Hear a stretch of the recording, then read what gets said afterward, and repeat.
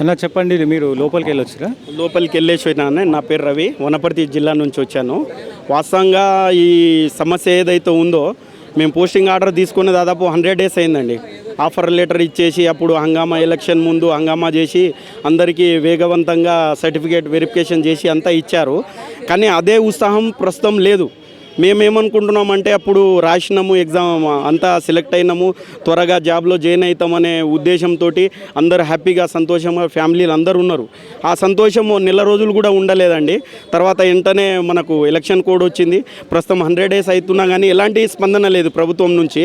మేము గతంలో 2 times DSS భవన్కి వెళ్ళాము, సెక్రటరీలను కలిసాము, వినతి పత్రాలు ఇచ్చాము, అన్నీ చేసినా వాళ్ళు ఏమంటారు అంటే అంతిమంగా సీఎం నుంచి లేకుంటే పై అధికారుల నుంచి మాకు ప్రభుత్వం నుంచి ఎలాంటి ఆర్డర్స్ ఏమన్నా వస్తేనే మేము స్టెప్ తీసుకుంటాము, ప్రజెంట్ అయితే ప్రాసెసింగ్లో ఉంది, మేమేం చెప్పలేమన్నట్టు మాట్లాడుతున్నారు. ఆ విషయం మీద మేము కూడా అంత గ్రూప్గా ఏర్పడి ఈరోజు సీఎం ఆఫీస్కి వెళ్ళాము. లోపల సార్ నుంచి ఏమంటారు అంటే సెక్రటరీకి ఫోన్ చేశారు, సార్ జయపాల్ రెడ్డి సారు ఏమంటారు అంటే 1 weekలో మీకు అందరికీ సర్టిఫికేట్ వెరిఫికేషన్ అవుతుంది, తర్వాత ఒక 20 to 25 daysలో మీకు ఖచ్చితంగా అంత పోస్టింగ్ ఆర్డర్స్ జాయినింగ్ ఆర్డర్స్ వచ్చేస్తాయని చెప్తుర్రు. కానీ ఇది అంత నమ్మశక్యంగా లేదండి. మరి అఫీషియల్గా ప్రెస్ నోట్ అడగపోయారా? మరి మీరు? మేము అడిగామండి, ప్రెస్ నోట్ అడిగాము, ఏదన్నా రిప్రజెంటేషన్ ఇస్తామన్నా కానీ మమ్మల్ని సీఎం సార్ దగ్గరికి తీసుకోపోయే పరిస్థితి లేదు అక్కడ.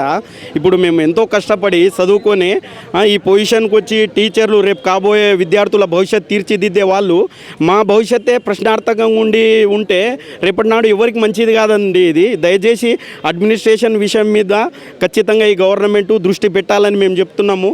ఎందుకంటే 9,000 కుటుంబాలు ఈరోజు అందరూ పరిస్థితి ఎట్లుందంటే అందరూ రోడ్ల మీద పడే పరిస్థితి ఉన్నది. కాబట్టి దయచేసి దృష్టి ఉంచాలి. పిల్లలను కూడా ఏ స్కూళ్ళల్లో ఎక్కడన్నా జాయిన్ చేద్దామన్న పరిస్థితి లేదు. ఎందుకంటే మాకు పోస్టింగ్ ఆర్డర్స్ ఎక్కడ ఇస్తారో, మేము ఎక్కడ జాయిన్ కావాలనో, పిల్లల్ని జాయిన్ చేయించాలా లేదా, లేకుంటే మేము మా ఎకనామికల్గా కూడా సఫర్ అవుతున్నాం. ఏదైనా కాలేజీలో కానీ ఏదైనా స్కూళ్ళల్లో జాయిన్ అయిద్దామన్నా కానీ మమ్మల్ని ఎవరు తీసుకునే పరిస్థితి లేదు. బాండ్ పేపర్ రాసుకుంటారు, లేకుంటే సర్టిఫికేట్ కావాలంటారు. లోపల మీరేం మాట్లాడారు, వాళ్ళు మీకు రిప్లై ఏమిచ్చారు? మేము పోయి ఒకటే చెప్పినాము, గత గవర్నమెంటు ఇట్లా నిర్లక్ష్యం చేసినది, మేము కోరి ప్రతి ఒక్కరం కూడా కష్టపడి గవర్నమెంట్ రావాలి, వస్తే మా బతుకులు మారుతాయనే ఉద్దేశంతో మేము ప్రతి ఒక్కరము గవర్నమెంట్కి ఫేవర్గా చేసి గెలిపించుకున్నాము.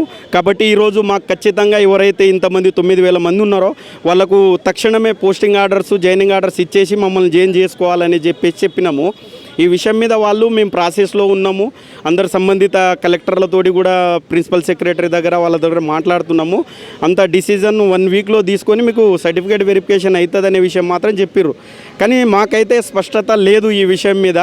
మేము ఖచ్చితంగా అఫీషియల్ అనౌన్స్మెంట్ ఇవ్వమని మరి మీరు ఎందుకు డిమాండ్ చేయలేకపోతే? మేము అఫీషియల్ అనౌన్స్మెంట్ ఇవ్వండి సార్, అందరూ రోడ్ల మీద ఇట్లా వచ్చిర్రు, మరి ఏంది పరిస్థితి అంటే ఒక ఫోన్ కాల్ కొడితే గ్రూప్లో ఏదో పెడితే 100 మంది వస్తారు, దానిదేముంది, మీరు అట్లా చేయాలనుకుంటే మీకే ప్రాబ్లం అవుతుంది, మీరు కాబోయే రేపటి నాడు టీచర్లు ఎంప్లాయీలు మీరు రోడ్ల మీదకి వస్తే మీకే ఇబ్బంది అన్నట్టు చెప్తున్నారు వాళ్ళు.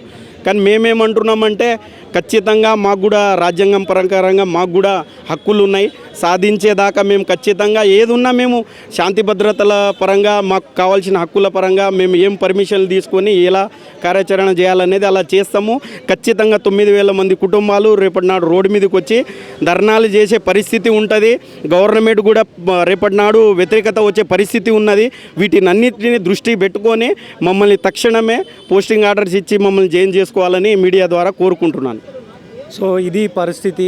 సో ఇంకా కూడా వాళ్ళకి 25 days అని మీరు చెప్తా ఉన్నారు, అయినా వాళ్ళకి నమ్మకం లేకుండా పోతుంది. ఇప్పటికే జియో 46 బాధితుల మీద మీ పైన వ్యతిరేకత చాలా ఉంది. సో వీళ్ళని కూడా చూడండి. ఎందుకంటే నేను పదే చెప్తున్నా, నిరుద్యోగులతోటి ఎప్పుడు పెట్టుకోకండి. నిరుద్యోగులతో పెట్టుకున్న వాళ్ళు ఆల్రెడీ ఒక ఆయన పోయిండు.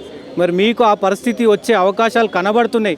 ఎందుకంటే అందరూ కూడా ఏకమైతా ఉన్నారు. మళ్ళొక్కసారి మీరు అనక ఈ వీళ్ళ ఏదైతే 1 weekలో పాసిబుల్ 1 weekలో వీళ్ళ సమస్యను పరిష్కరించే ప్రయత్నం చేయండి. ఎందుకంటే మీరు తలుచుకుంటే అదేం పెద్ద మ్యాటరే కాదు నన్ను అడిగితే.